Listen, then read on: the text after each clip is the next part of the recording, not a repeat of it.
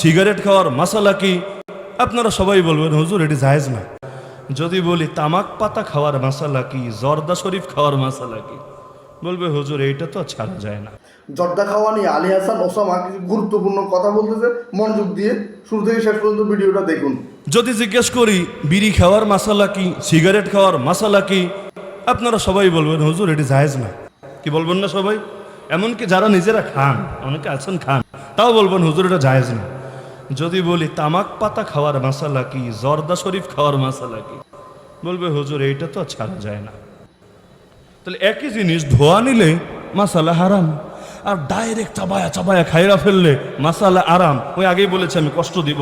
অনেকে খান, আচ্ছা খান, সমস্যা নাই, লেকিন যেইটার যেই মাসালাটা খোয়া তো করেন। অনেকে তো ফজরের নামাজও পড়েন না, তাই বলে কি ফতোয়া দিবেন নাকি ফজরের নামাজ পড়া জায়েজ না, এজন্য আমরা পড়ি না? আরে ফতোয়ারের জায়গায় রাখেন, এরপর করলে করেন তো আল্লাহ মাফ করবে ইনশাআল্লাহ। তো এখন জর্দা, হ্যাঁ অনেকে অনেক যুক্তি দিবে, আমার 14 গোষ্ঠী উদ্ধার করেও ছাড়তে পারে, কারণ যে খায় ভাই এইটার পক্ষেই বলবে, স্বাভাবিক ব্যাপার। লেকিন আমার এইটা বুঝেই ধরে না ক্ষুদ্র মস্তিষ্কে যে ধোয়া টানলে এইটা না জায়েজ, আর ডাইরেক্ট চাবায়া পানের লগে খায়া ফেললে এইটা জায়েজ। কেন?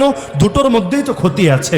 এখন সিগারেটের নাম কোরআনে নাই, বিড়ির নাম হাদিসে নাই, তাও না জায়েজ হলো কেমনে? এই মূলনীতির আলোকে যে যেটা ক্ষতি সেটা ইসলামে নিষিদ্ধ। লা দারারা ওয়া লা দিরারা ফিল ইসলাম।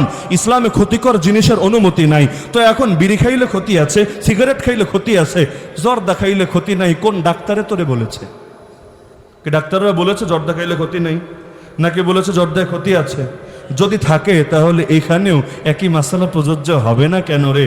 আপনি খান শুধু এজন্য। এখন আবার অনেকে যুক্তি দিবে, হুজুর মধুও তো বেশি খেয়ে ফেললে ক্ষতি আছে, ভাতও তো একসঙ্গে বেশি খেয়ে ফেললে ক্ষতি আছে। আরে কিসের সাথে কি? পান্তা ভাতে ঘি, মধু এটা ক্ষতিকর উপাদান না, ভাত এটা ক্ষতিকর উপাদান না। মাত্রা বেশি হলে সবই ক্ষতি হয়, সেটা ভিন্ন আলাপ। কিন্তু এই তামাক পাতা জিনিসটাই ক্ষতিকর।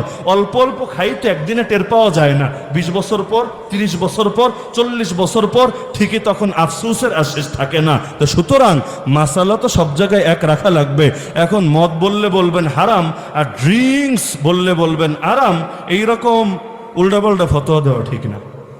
তাহলে মনে থাকবে তো ইনশাআল্লাহ যে নিজেকেও বাঁচাতে হবে জাহান্নাম থেকে, ফ্যামিলিকেও বাঁচাতে হবে জাহান্নাম থেকে।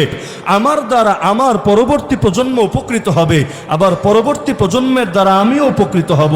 বাপ নামাজ পড়ে না, সন্তান বাপরে নামাজি বানাবে, আবার সন্তান নামাজ পড়ে না, বাপ তারে নামাজি বানাবে। এভাবেই ইসলামটা সুন্দর হবে। শুরু থেকে এই পর্যন্ত যদি আলী হাসান ওসামার কথাগুলো আপনি মনোযোগ দিয়ে শোনেন, অবশ্যই বুঝে গেছেন যে জর্দা খাওয়া ইসলাম অনুমতি দেয় কি দেয় না। জানতে এবং শিখার জন্য ভিডিওটা নিজের ওয়ালেটে শেয়ার দিব, এবং সবাই নিজ নিজ ফেসবুক পেজে, ইউটিউবে ইসলামিক ভিডিও পোস্ট দিব।